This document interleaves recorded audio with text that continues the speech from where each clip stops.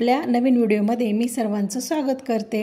इथं मी काय केलेले, 1 वाटी कोबी किसून घेतलेला आहे, 1 वाटी गाजर किसून घेतलेला आहे आणि 2 बटाटे की जे मी उकडून किसून घेतलेले आहेत।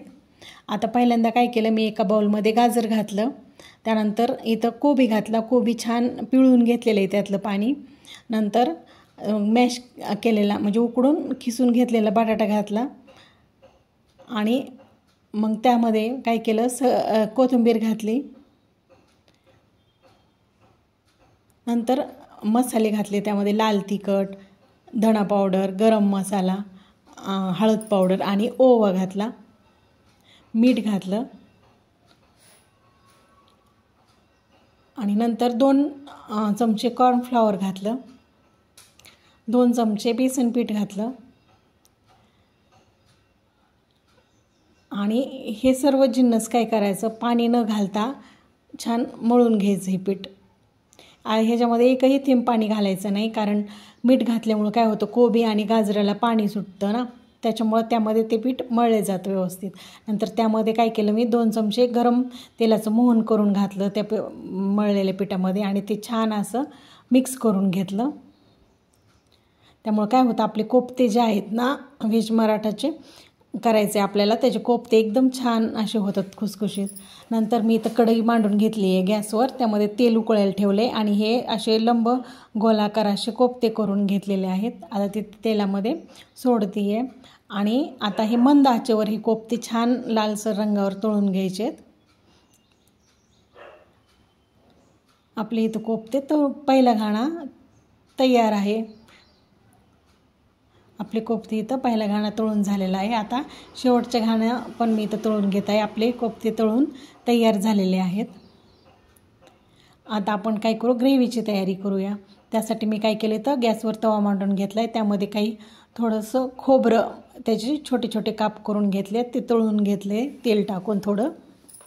नंतर त्याच तेलामध्ये मी कांदा घातला, टोमॅटो घातलं, मी बारीक चिरून घेतलेला कांदा, बारीक चिरून घेतलेलं टोमॅटो घातलं, त्यानंतर त्यामध्ये आलं लसूण घातला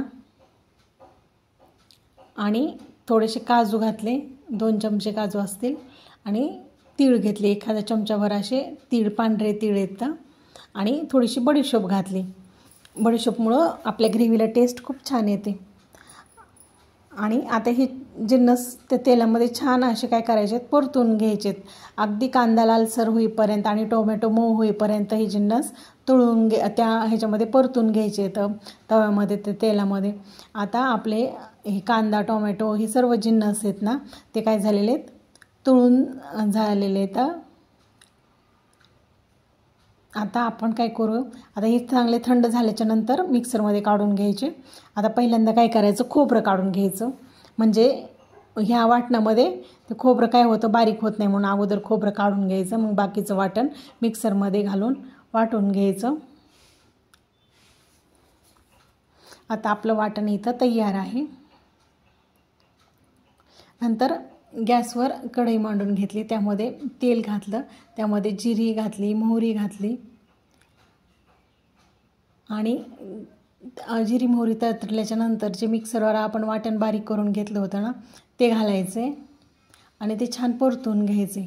नंतर त्यामध्ये सगळे मसाले टाकायचे, बेडगी मिरची पावडर, काळा मसाला, कांदा लसूण मसाला, त्यानंतर लाल तिखट, गरम मसाला, हळदी पावडर, धना पावडर, हे सगळे मसाले घालून हे काय करायचं, छान परतून घ्यायचे। मसाले परतल्याच्या नंतर यामध्ये मात्र गरमच पाणी घालायचं, आपल्याला जेवढी ग्रेव्ही आहे पाहिजे आहे तेवढे पाणी त्यामध्ये घालून घ्यायचे।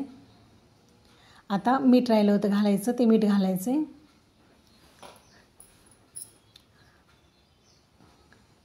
आणि ग्रेव्हीला छान अशी उकळी फुटल्याच्या नंतर त्यामध्ये मी काय केलेलं आहे, ही फ्रेश साई आहे दुधावरची, ती छान फेटून घेतलेली आहे आणि ती घातली आहे।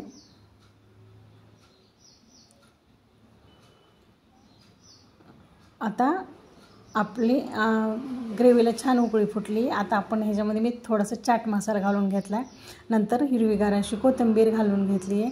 आपली ग्रेव्ही तयार आहे। आता त्यामध्ये आपण आपले कोफ्ते घालून घेऊ। आता सगळे कोफ्ते त्याच्यामध्ये घालायचे ग्रेव्हीमध्ये।